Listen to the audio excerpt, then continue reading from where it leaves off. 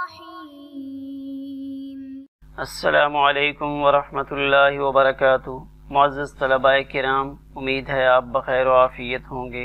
آج ہم کتاب ہدایہ جلد رابع میں کتاب الشفا کے سبق نمبر 38 کے حصہ دوم کو پڑھیں گے اور سبق نمبر 38 کو مکمل کریں گے۔ قال امام قدوری رحمہ اللہ فرماتے ہیں ولا شفعۃ فی الدار التي يتزوج الرجل علیہا۔ یہاں سے امام قدوری رحمہ اللہ نے 5 مسائل کو ذکر فرمایا ہے اور اصل میں یہاں ایک ضابطے کی طرف اشارہ کیا کہ حنفیہ مبادلۃ المال بالمال کی صورت میں ہی شفا کے قائل ہیں، یعنی جہاں مال کے بدلے میں مال آئے گا وہاں شفا ثابت ہوگا۔ مال کسے کہتے ہیں؟ ما یمیل الیہ الطبع وَيُمْكِنُ إِظْهَارُهُ لِوَقْتِ الْحَاجَةِ۔ مال وہ ہے جس کی طرف انسانی طبیعت کھنچے اور اس کو ضرورت کے وقت کے لیے سنبھال کر رکھنا، ذخیرہ کر کے رکھنا ممکن ہو کہ جب مشکل پیش آئے گی ہم اس کو استعمال کر لیں گے۔ تو مال کی یہ تعریف ہے۔ تو حنفیہ اس تعریف کے مطابق مبادلۃ المال بالمال جہاں پایا جائے گا وہاں شفا کے قائل ہوں گے، اور جہاں مال نہیں ہوگا، جو چیز مال کی تعریف میں داخل نہیں ہوگی اس میں حنفیہ کے ہاں شفا نہیں ہوگا۔ تو یہاں 5 مسائل ذکر کیے ہیں اور ان 5 مسائل میں ایک طرف گھر ہے لیکن اس گھر کا جو مد مقابل ہے، جو اس گھر کا عوض ہے وہ مال نہیں ہے۔ آئیے دیکھتے ہیں۔ یہاں دیکھیں پہلی صورت، یہ ایک گھر ہے جو دیا گیا ہے لیکن اس گھر کا مقابلہ یہاں مہر زوجہ سے ہے۔ ایک شخص نے گھر تو دیا ہے، مثال کے طور پہ یہ گھر احمد کا ہے، احمد نے یہ گھر اپنی اہلیہ کو بطور مہر ادا کیا ہے، بیوی کے مہر کے طور پہ یہ گھر مقرر کیا ہے۔ تو اب اس گھر کا پڑوسی عبداللہ اس گھر پر شفا نہیں کر سکتا۔ کیوں؟ اس لیے کہ اس گھر کے عوض میں جو چیز احمد کو حاصل ہوئی ہے وہ مال نہیں ہے، اور شفا کا ضابطہ یہ ہے کہ شفیع وہی چیز دے کر اس مکان کو حاصل کرے جو مکان کے عوض میں پہلے دی جا چکی ہے یا فریق اول نے جو چیز دی ہے۔ تو یہاں اس مکان کے عوض میں مال نہیں ہے۔ دوسری صورت دیکھی جائے تو اس میں مکان بمقابلہ بدلے صلح، مثال کے طور پہ یہ مکان خالد کا ہے، اس خالد پر کسی کو قتل کرنے کا الزام ہے، تو اب خالد اس فریق مخالف سے صلح کرنے کے لیے اپنا یہ مکان دیتا ہے۔ تو اس صورت میں خالد کا پڑوسی عبد الرحمن وہ اس مکان پر شفا کا دعویٰ نہیں کر سکتا۔ کیوں؟ اس لیے کہ یہاں مبادلۃ المال بالمال نہیں پایا جا رہا، یہاں خالد اپنی عزت نفس کو محفوظ کرنے کے لیے یہ مکان دے رہا ہے تاکہ میری صلح ہو جائے اور میرے اوپر جو الزام لگایا گیا ہے وہ الزام میرے اوپر سے ہٹ جائے۔ تیسری صورت میں دیکھیں کہ یہ مکان ہے اور یہ مکان بطور خلا بیوی اپنے شوہر کو دے رہی ہے۔ آپ کے ذہن میں ہوگا کہ مرد کی طرف سے رشتہ نکاح کو ختم کرنے کے لیے جو قدم اٹھایا جاتا ہے، جو الفاظ استعمال کیے جاتے ہیں اس کو شرعاً طلاق سے تعبیر کرتے ہیں، اور اس عقدۃ النکاح کو اگر عورت کی طرف سے ختم کرنے کی کوشش کی جاتی ہے تو اس کو شرعاً خلا کہا جاتا ہے۔ اس خلا کے اندر بیوی کچھ دے کر شوہر کو راضی کرتی ہے تاکہ شوہر اس کی جان چھوڑ دے۔ تو یہاں اس صورت میں بیوی بدلے خلا میں یہ مکان اپنے شوہر کو دے رہی ہے۔ تو یہاں بھی اگرچہ ملکیت تو بدل رہی ہے لیکن اس عورت کو اس مکان کے عوض میں جو مل رہا ہے وہ مال نہیں ہے، وہ اس کی آزادی ہے کہ اس کو اس بد اخلاق شوہر سے یا جو اس کا خیال رکھنے والا نہیں ہے اس شوہر سے اس کو خلاصی ملے گی، تو اس خلاصی کو مال نہیں کہتے۔ وہ اپنی ایک ذہنی ٹینشن کو ختم کرنا ہے یا اپنے آپ کو ایک مشقت سے آزاد کروانا ہے۔ تو بدلے خلا میں جو مکان دیا جا رہا ہے اس مکان پر بھی شفیع شفا نہیں کر سکتا۔ اس گھر کے پڑوس میں عبدالحق رہائش پذیر ہے تو وہ عبدالحق اس مکان پر شفا نہیں کر سکتا۔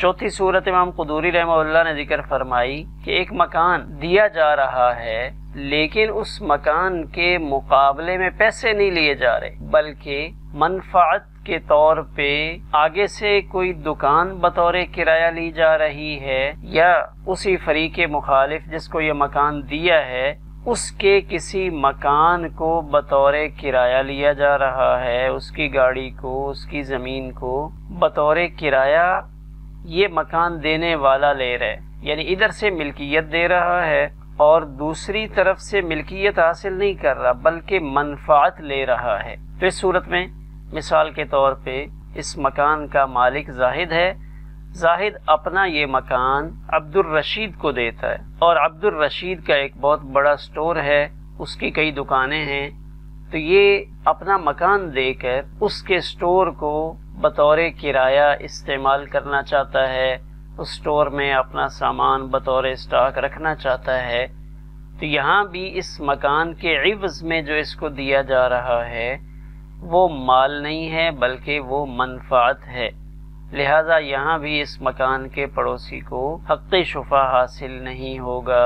پانچویں صورت جس میں مکان دیا جا رہا ہے لیکن اس مکان کے عوض میں مال نہیں آ رہا بلکہ غلام کی آزادی ہے، غلام کو آزاد کرنے کے عوض میں یہ مکان دیا جا رہا ہے۔ کسی شخص کے پاس ایک بڑا نیک سیرت غلام ہے، اکبر چاہتا ہے کہ وہ اس غلام کو آزاد کروائے، کہ وہ بہت نیک آدمی ہے، خدا ترس انسان ہے، اکبر اس کو آزادی دلوانا چاہتا ہے۔ تو اب اس آزادی کے لیے، آزادی کی قیمت ادا کرنے کے لیے اکبر کے پاس اور کچھ نہیں ہے، لیکن اکبر بہر صورت یہ چاہتا ہے کہ اس غلام کو آزادی ملے۔ تو اکبر اس غلام کے مالک زاہد کو جا کر یہ کہتا ہے کہ تم اپنا غلام آزاد کرو، میں تمہیں اس غلام کی منہ مانگی قیمت دینے کے لیے تیار ہوں۔ تو وہ زاہد اکبر سے کہتا ہے کہ ٹھیک ہے، تمہیں اتنا ہی شوق ہے تو تم اپنا یہ مکان میرے نام کر دو، میں اس غلام کو آزاد کرتا ہوں۔ تو اکبر اپنی آخرت سنوارنا چاہتا ہے تو کہتا ہے یہ مکان اگر تم کہتے ہو تو میں اس غلام کی آزادی کے عوض یہ مکان تمہیں دینے کے لیے تیار ہوں۔ تو اس صورت میں اکبر اپنا یہ مکان زاہد کو دیتا ہے تاکہ زاہد اس نیک سیرت غلام کو آزاد کر دے۔ تو یہاں اس مکان کے عوض میں مال نہیں مل رہا بلکہ غلام کی آزادی ہے۔ تو معلوم یہ ہوا ان پانچوں صورتوں میں کہ ان پانچ صورتوں میں ایک طرف سے مکان دیا جا رہا ہے لیکن اس مکان کے عوض میں ان پانچوں مکانوں کے جو مالک ہیں وہ عوض میں مال نہیں لے رہے۔ دو میں تو میاں بیوی کا تعلق ہے، ایک مہر زوجہ اور ایک بدل خلا، اور تین میں اور مختلف صورتیں بن رہی ہیں، لیکن ان پانچوں صورتوں میں جو ان مکانوں کا عوض ہے وہ مال نہیں ہے۔ تو جب مال نہیں ہے تو ان پانچوں مکانوں کے جو پڑوسی ہیں وہ شفا کر کے ان مکانوں کو نہیں لے سکتے، اس لیے کہ حنفیہ کا ضابطہ یہ ہے کہ شفا کی 6 شرائط میں سے یہ ایک شرط ہے کہ وہاں مبادلہ مالیہ پایا جائے۔ اب عبارت کو دیکھیں، قال امام قدوری رحمہ اللہ نے فرمایا ولا شفعۃ فی الدار التي يتزوج الرجل علیها، اور حق شفا حاصل نہیں ہوگا اس گھر میں جس گھر پر کسی مرد نے کسی عورت سے نکاح کیا ہو، یعنی اس گھر کو مہر بنایا ہو، او یخالع المرأة بها، یا عورت نے اس گھر کے ذریعے خلا حاصل کیا ہو، او یستاجر بها دارا، یا اس گھر کے عوض میں اجرت پر حاصل کیا ہو، کرائے پر لیا ہو، کسی گھر کو گھر کرائے پہ لیا ہو، او غیرہ، یا گھر کے علاوہ کوئی دکان ہے، اسٹور ہے، گاڑی ہے، زمین ہے، کچھ بھی اس نے کرائے پہ لیا یعنی منفعت حاصل کی ہو، او یصالح بها عن دم عمد، دم عمد کہ اس نے عمدن کسی شخص کو قتل کیا، تو اب اس قتل کے معاملے میں مقتول کے ورثاء سے صلح کرنے کے لیے کوئی شخص اپنا مکان دیتا ہے اور مکان دے کر صلح کر کے اپنی جان بچاتا ہے۔ اگر یہ مکان نہیں دیتا تو قصاص اس کے اوپر آ رہا ہے اور قصاصاً اس کو قتل کیا جائے گا، تو اس دم عمد سے یہ بہرحال کسی صورت میں بھی صلح چاہتا ہے تو صلح میں یہ مکان دیتا ہے، تو یہاں بھی اس کے پڑوسی کو حق شفا حاصل نہیں ہوگا۔ او یعتق علیہا عبدا، یا اس مکان کے عوض میں وہ غلام کی آزادی چاہتا ہے، تو ان پانچوں صورتوں میں ان مکانات کے پڑوسیوں کو حق شفا نہیں ملے گا۔ یہاں سے عقلی دلیل ذکر کر رہے ہیں صاحب ہدایہ، لأن الشفعۃ عندنا، اس لیے کہ شفع عندنا ہمارے نزدیک یعنی حنفیہ کے ہاں انما تجب فی مبادلۃ المال بالمال، صرف مبادلہ مالیہ کی صورت میں ہی ثابت ہوتا ہے جہاں دونوں طرف مال ہو۔ اگر ایک طرف مال نہ ہو تو پھر شفیع کے لیے حق شفا ثابت نہیں ہوتا، لما بینا، جیسا کہ ہم اس کو تفصیل سے بیان کر چکے ہیں۔ کہاں بیان کر چکے ہیں؟ لِأَنَّهُ أَمْكَنَ مُرَاعَاتُ شَرْطِ الشَّرْعِ فِيهِ، اس عبارت کے اندر کہ مبادلہ مالیہ کہ مال کا تبادلہ ہو، اور وَإِذَا مَلَكَ الْعَقَارَ بِعِوْضٍ هُوَ مَالٌ وَجَبَتْ فِيهِ الشُّفْعَةُ، کہ جس میں مبادلہ مالیہ پایا جائے وہاں شفع ثابت ہوتا ہے، اس لیے کہ وہاں شریعت کی طرف سے جو ایک شرط مقرر کی گئی ہے اس کی رعایت رکھنا ممکن ہے۔ وہ شرط کیا ہے؟ کہ شفیع بھی وہی چیز دے کر اس مکان کا مالک بنے جو چیز دے کر مشتری اس مکان کا مالک بنا ہے۔ مثلا مشتری نے 1000 بوری چاول کی دے کر اس مکان کو حاصل کیا ہے، تو شفیع بھی 1000 بوری چاول کی ہی دے کر اس مکان کو بطور شفع لے تاکہ مشتری کے نقصان کی تلافی ہو۔ تو اس کو ہم نے اوپر بیان کر دیا۔ وَهَذِهِ الْأَعْوَاذُ، اب ان پانچوں صورتوں میں جو عوض ہے اس کی وضاحت کر رہے ہیں۔ وَهَذِهِ الْأَعْوَاذُ لَيْسَتْ بِأَمْوَالٍ، اور یہ جو عوض ہیں پانچوں صورتوں میں یہ مال نہیں ہیں۔ فَإِيجَابُ الشُّفْعَةِ فِيهَا خِلَافُ الْمَشْرُوعِ وَقَلْبُ الْمَوْضُوعِ، لہذا ان پانچوں صورتوں میں اگر ہم شفع کو ثابت کریں گے تو یہاں دو خرابیاں لازم آئیں گی۔ وَهَذِهِ الْأَعْوَاذُ لَيْسَتْ بِأَمْوَالٍ، ان پانچوں مسائل میں جو عوض ہے وہ مال نہیں ہے۔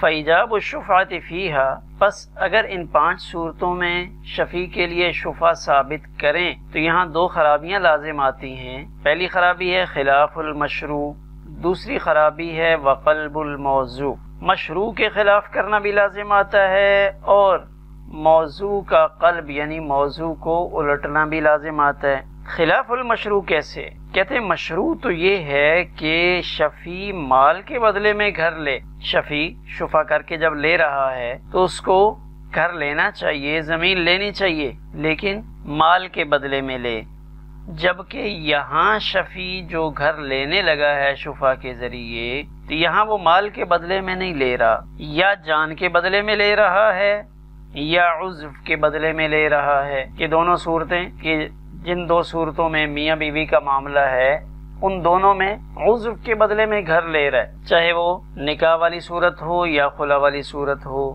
او یصالح بها عن دم عمد او یعتق علیہا عبدا، ان دونوں صورتوں میں جان کے بدلے میں ہے کہ وہ گھر لے رہا ہے، لیکن وہ گھر جان کے عوض میں لے رہا ہے۔ تو مشروع تو یہ تھا کہ مال کے بدلے میں لیتا، لیکن یہاں شفیع مال کو چھوڑ کر جان کے بدلے میں یا عضو کے بدلے میں لے رہا ہے، یعنی اگر وہ لے اس کے لیے شفع ثابت کریں تو یہاں خلاف مشروع لازم آتا ہے، اور جو خلاف مشروع ہو وہ باطل ہوتا ہے۔ اسی طرح قلب موضوع بھی لازم آتا ہے۔ قلب موضوع کیسے لازم آتا ہے؟ کہ اس کو مال کے بدلے میں لینا چاہیے، شفیع کو مکان مال کے بدلے میں لینا چاہیے، یہاں جان جو محترم ہے اس کے بدلے میں گھر جو غیر محترم ہے اس کو لینا پڑ رہا ہے۔ کہ قتل ہوا تھا قتل عمد تو اس کے بدلے میں جان لینی تھی، لیکن جان کے بدلے میں کیا لے رہا ہے؟ وہ گھر لے رہا ہے۔ تو جان جو محترم ہے اس کے بدلے میں گھر جو غیر محترم ہے اس کو لینا پڑ رہا ہے، اس لیے یہاں موضوع کے الٹ ہو گیا۔ لہذا جہاں معاملہ الٹ ہو تو وہ باطل ہوا کرتا ہے۔ ہمارا سبق اسی پر مکمل ہوا۔